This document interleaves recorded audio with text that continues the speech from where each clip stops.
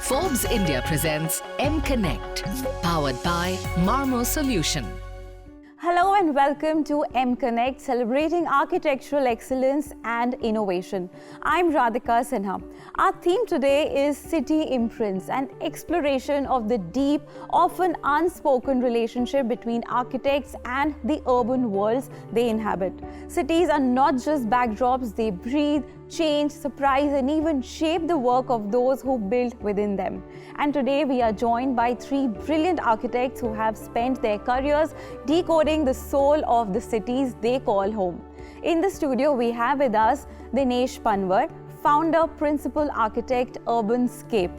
Dinesh is the visionary behind the firm's success. With over a decade of experience, Dinesh has made a lasting mark on the architectural world. His design philosophy emphasizes on context-driven forms, site analysis, and an exploration of materiality. We also have Manish Mehta, lead designer and founder, Nouveau Design Group. Celebrated for his minimalist designs and understated luxury, Manish marks a bold signature in residential, hospitality, and commercial designs in the industry. And lastly, we have Mr. Kiran Gala, Principal Architect, Kiran Gala Associates. Kiran is a distinguished interior designer known for commitment to excellence, functionality, and refined aesthetics. He works with a vision to go beyond conventional design and has consistently delivered spaces that are not only visually stunning but are also deeply personal and practical. Welcome to the show, gentlemen. Thank you. Now, my first question is for all three of you, but let me start with you, Dinesh. Now, if you had to pick one spot in your city that you feel the most emotionally connected to, which one would that be? And how do you think that has actually influenced the way you design today? See, I would say the place where I was born and brought up. So it's basically an urban village by the name of Shahpur Jat. And these are, I would say, the real centers of the city which has seen the tremendous growth that we have today. Though it is very organic, sporadic, but these places, they have developed by the people who are living there, by the circumstances. So a lot of times, I feel that it is quite possible that a designed space, which is contradictory to what my profession teaches me, a lot of times, a designed space may not be as interesting or coherent as an organic space. Like I remember going to a, very small place in Arunachal Pradesh. I believe that, that's the, one of the most beautiful towns that I have visited. It was all designed by people who were staying there. It was absolutely clean. The roads, the way they were handling drainage, dustbins in front of every house. It was the cleanest city I have ever come across. So similarly, the way I have seen the growth in terms of, the Shahpur Jat because, these were the real habitable centers of Delhi long time back. I'm talking about hundreds and thousands of years back. So our family was staying there for the last 532 years. So I've seen the place grow, and it is a lot different than most of the developed part of the city that you come across. Well, thank you. So I'm most connected to the place. So Shahpur Jat for you. Thank you for sharing that. What about you, Mr. Manish? Somebody who's been born and brought up in Delhi, and Delhi being one of the oldest cities in the world, I would say there are loads of places which I can connect with, especially the parts of Old Delhi which is there. It's the seven cities, how they've grown over a period of time. But I think what I really connect with is still gonna be the Central Vista and the Connaught Place area. You remember how while growing up you actually go out for outings. That was probably one of the biggest places, and even today it's one of the Iconic. major places where there is a lot of community feeling which is there, and it's a outdoor spaces. When you go outside India, mostly Europe and stuff, you see a lot of these plazas, these squares which are very important for them. I think that's a very important place in Delhi for all people of the city, I guess. So I really connect with that place. Yeah, and that's also iconic for most. Yes. Yeah. What about you, Mr. Kiran? I'm from Mumbai, and everyone knows Mumbai for its beautiful sea line. So all memories, of course, I am born in Kutch, very small town in Gujarat. So my few years, 8 years of memories goes there. But after that, my Kutch, where we lived very close by a city called Mandvi, and their very nice, beautiful palace was there, which was featured in Lagan movie also, where there's a Angrejs were staying. Those palace was very interesting, and that had a very lasting imprint. Beautiful, I believe one of the best location ever in India is that palace property. 700 acres of land, absolutely untouched. 2 acres, that palace is there. 3 side, you have a sea, and absolutely stunning view all the side. But apart from that, Bombay, so with that sea connect, Bombay, especially this Nariman Point and Marine Lines. So all our childhood and school time and college time, that was the best part, to go out and see this, how it was refreshing to see that. And very nicely, it has been given title of a Queen's Necklace. So that always was there. And when we started like for the interiors and architecture, then we realized there are many good buildings where Art Deco styling of the building architecture and the elements were almost present in every building. There are something or other which gives that feel that how nicely at that time those buildings were planned, designed with such a beautiful sea view. Even if you think of those time, and that is the most, still I feel that is the best of the place. If any city can have, any visitors cannot miss that. It's a must, and I still cherish that whenever if you have anything in mind, just go there, take a round, and you will be fresh. Wow, thanks for sharing that. It's also so interesting how a city or even a street corner could become a part of your creative DNA, right? Now, Manish, coming to you, do you think cities shape people, or it's the vice versa? I think it's more of a, what do you say, a chicken and egg story, or what we face every day as a form follows function or function follows form kind of a question. But I think cities are made by people. What kind of religion they're following, what kind of food habits do they have. All of those is something which starts to influence the place. So I would say people have got a very large role in what their city actually looks like and shapes up finally to be. Great. And Kiran, you already spoke about Run of Kutch and also, Mumbai, where you're based out of now. But apart from that, is there any other place you remember that has completely overwhelmed you? And not just visually, but even intellectually, And how has that changed your outlook towards design? See, in the world, there are many good places. The moment you go to some of the places, suppose you go Vienna, and immediately you would connect with a lot of art and things which has been there. You go Louvre, and immediately you would see, oh wow, Paris by itself. You walk around any streets and art galleries, immediately would give the sense of how creative even those people at that time also, or even now also, their creativity. Though you may not be talking to them directly, but you see their art, and immediately you can feel that, yes, what their thinking level is, what ahead they are thinking of the art and everything. But even in locally, I would say that I visited Pondicherry and of course Aurobindo Ashram, and seeing that, staying there, especially these 4 streets where it's Pondicherry, which is very much well known with the French side of Pondi, and you immediately feel like, wow, what a place, and they have retained the beauty of that time even as of now.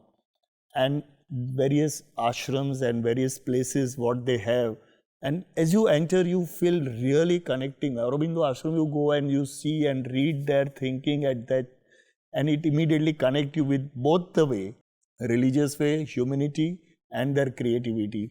I believe it's the best place to visit, at least in India and abroad. I think every city, be it anywhere you go and there is something or other thing, so it connects you always there. Yeah, and it's interesting how cities can also be teachers if we are observing, right? Yes, absolutely. Observation is the main key thing. From my point of view, I would say I have not learned architecture as an everyone must have spent 5, 7, 10 years and then they have learned. Unfortunately, I could not do that. But today even, I am not certified as an architect, but still I say I am still learning and seeing, observing, meeting people, meeting even the smallest of sometimes, a small artisan, he can teach you something nice. I'm learning from everyone, from every corner, from anything what you see, and it teaches us. So there is inspiration from everywhere. Yeah. Well, thank you for being so honest, Mr. Kiran. Now coming to you, Dinesh, what do you mean by reading a city before designing it? What does that process look like for you? And how do you pick up on those subtle cues that the city gives you? So see, I'll give you an example. So we were working on a project in Ahmedabad. So, the moment you think about Ahmedabad, a lot of these masters' name, they come to you. Be it Louis Kahn, be it Corbusier.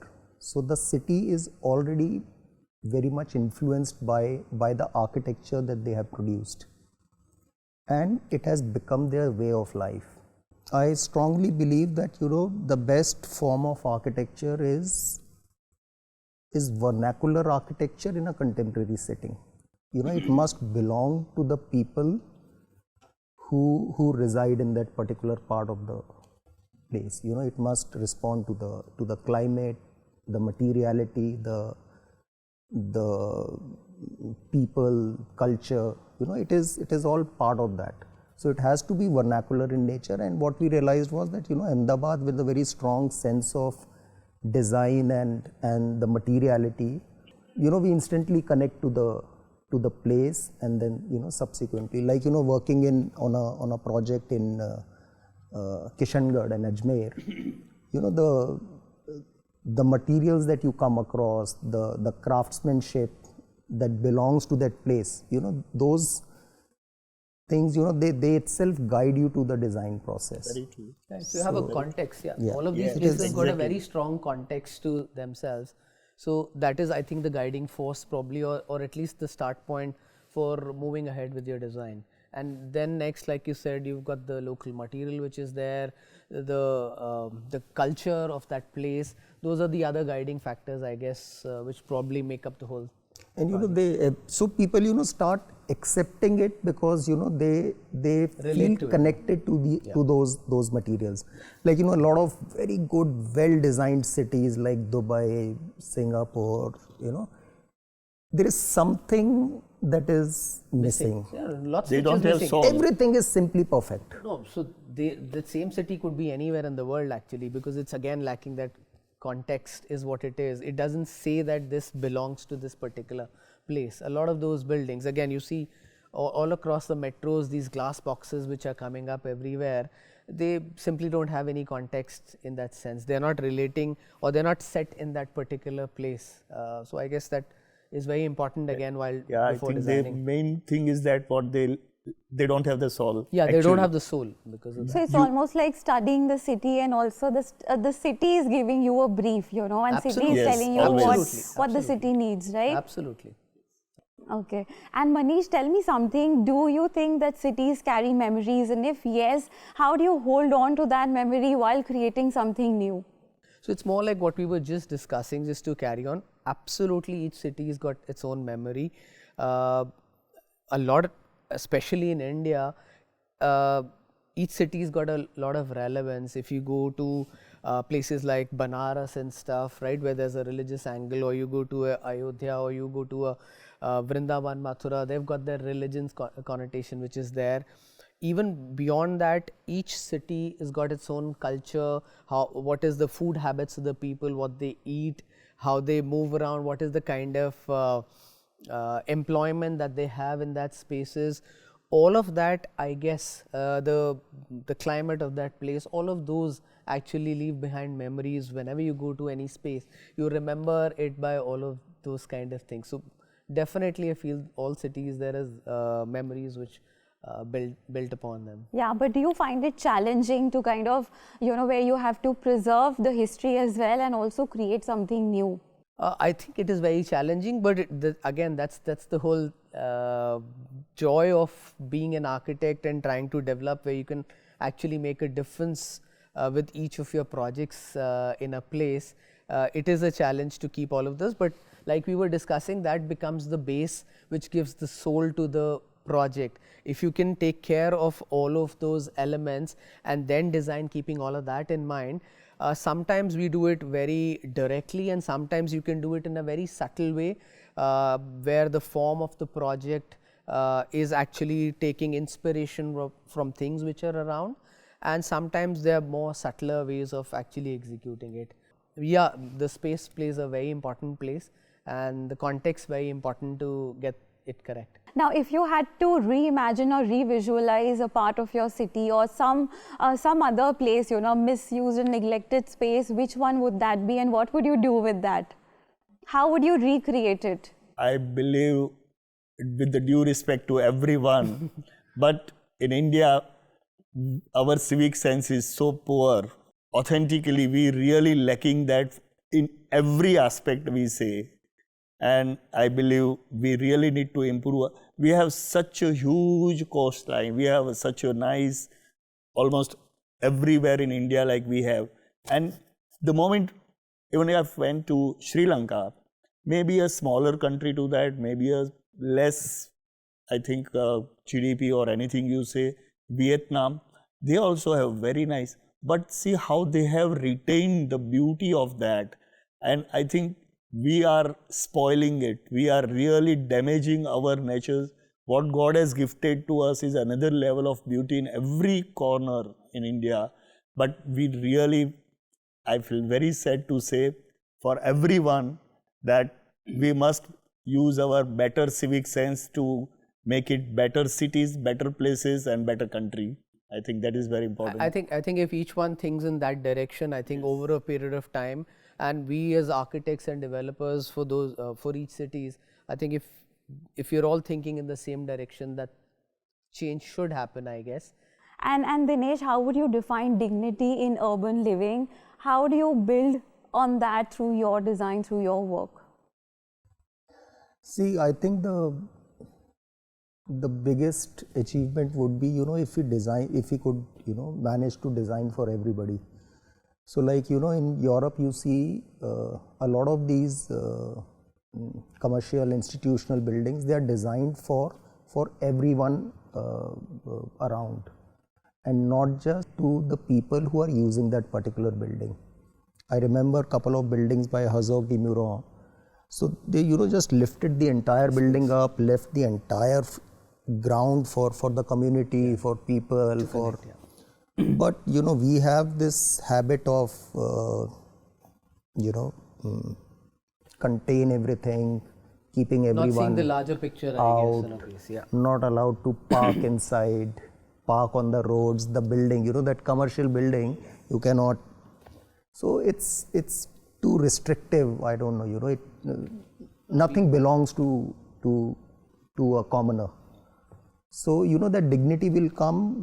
One is, if pedestrians, they can access at their ease. It should be pedestrian friendly spaces. That is one part of it. Another is, how the projects are designed to just keep everybody out of that build block. But you see outside, a lot of these European cities, everything belongs to the people. No, going one step further, actually, the national parks and stuff. Again, we're not too sensitive to a lot of stuff, but I've seen spaces where there are highways crossing through national parks and stuff. Instead of giving the right of way to the vehicles like we do in India, they've given the right of way to the animals of that place. At grade, the whole park is at one level, and wherever the roads need to get connected, they go underground or they go overground, so that the space actually belongs to the wildlife, and that is what needs to be catered to. That is like another level. But I think India, they also have now recently, they are doing this way. Actually, designs can actually support the everyday lives of people in meaningful ways. So what he was trying to say is that we've got a very restrictive approach. I think everybody involved with the project most of the time has got very narrow vision, rather than trying to say that when you actually design for everybody around, you also benefit. Anybody doing a commercial development, like he says, if you actually raised up and you have the plazas flowing through, and there are multiple commercial buildings which are there, and if you connect all of them at the lower level, everybody benefits, I guess, and it, like he rightly says, it raises the quality of the space for the whole area. Absolutely brilliant idea, Manish. Now, before we wrap up our conversation, one last question to each of you. What would your ideal Indian city look like? Let me start with you, Dinesh. See, I think any old city without cars, you either pick Banaras, you pick any old city. So those places, those I would say ghettos, they are designed for people living in them and not for anything else. So they had everything, commercial, residential, they were doing business, everything was going on, but very, very sensitive to everyone around, the dignity of, we just discussed. So it belonged to everybody. So that was probably the best possible way. Great. And a quick response from you, Manish. So I think in today's day and age, each city needs to be self-reliant, self-sustainable, more like a net zero. Probably we should be giving back to the nature rather than trying to take more and more out of nature.